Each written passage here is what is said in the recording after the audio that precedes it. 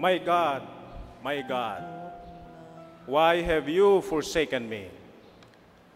Diyos ko, bakit mo ako pinabayaan? Si Elizabeth Batayin ay isa sa 3 na pinarusahan ng kamatayan sa China dahil sa pagbibitbit o pagpupuslit ng droga. Ayon po sa kwento ng isang SVD priest na siyang nagbigay ng communion at nagpakumpisal kay Elizabeth Batayin, hindi po inaasahan ni Elizabeth Batayin na pagkatapos siyang basahan ng sentensya, siya'y kaagad-agad bibitayin. Wala po siyang masabi. Wala po siyang huling habilin. Sabi ng pari sa kanya, Elizabeth, huwag mong hayaan na iyong kamatayan ay walang kahulugan, na walang saysay, na walang silbi. Iyalay mo ang iyong buhay para sa iyong mga mahal sa buhay. Iyalay mo ang iyong buhay para sa ating mga kababayan, lalong-lalo na yung mga nag-iibang bansa, naghihirap, nagsasakripisyo, nagpapaalipin upang mabuhay lamang. Elizabeth, higit sa lahat, ikaw ay mahal ng Diyos. Hindi ka pinabayaan ng Diyos at pinapatawad ka ng Diyos. Umiyak lamang at humagulgol si Elizabeth.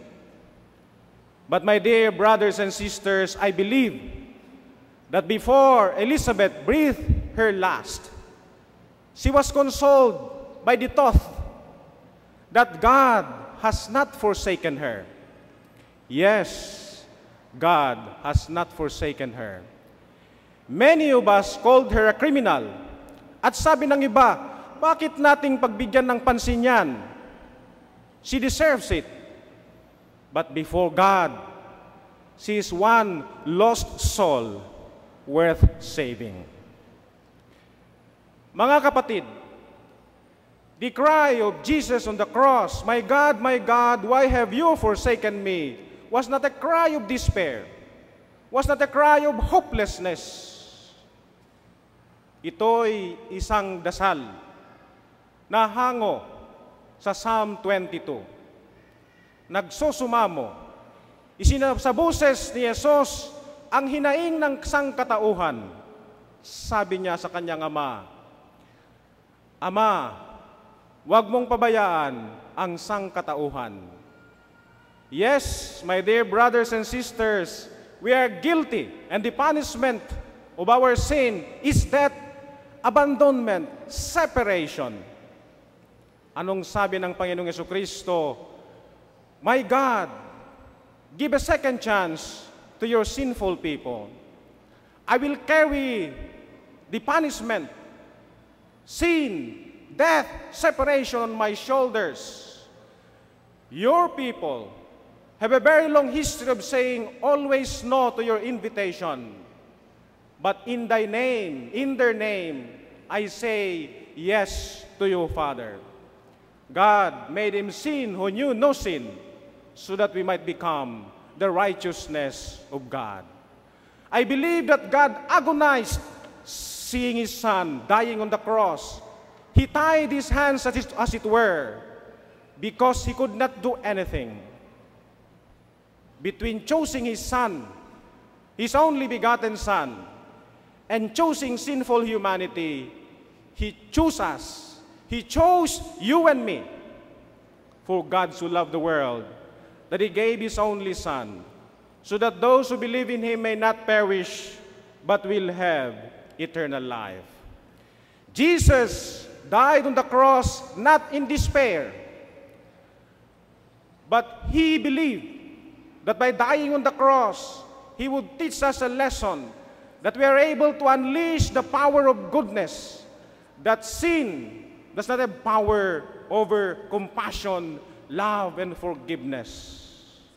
Yes, Jesus believed in us that we as human beings are able to undergo inner transformation, that we will be able to unleash the power of goodness, compassion, and love. Naniniwala po ako na tayo'y merong kakayahang gumawa ng kabutihan. Yes, to practice our faith, our religion with social responsibility, not to inflict pain on our fellow human beings, to respect the sanctity and sacredness of life, especially in my home province, Abra. Yes, we can pay our taxes. We can clean the environment. We can stop graft and corruption. We can pay our employees fairly and treat them well. The celebration of the Holy Week is a celebration of God's faithfulness. God has always been faithful to us. In Isaiah 49, He tells us, even if a mother shall forget the baby in her womb, I will never forget you because you are mine. God's faithfulness. God always seeking us. In the New Testament, Jesus was criticized by the scribes and the Pharisees. The scribes and the Pharisees said, why does he dine with tax collectors, prostitutes, considered as public sinners, unworthy of God's love? Does he not know that he renders himself unclean by fraternizing, associating with such people?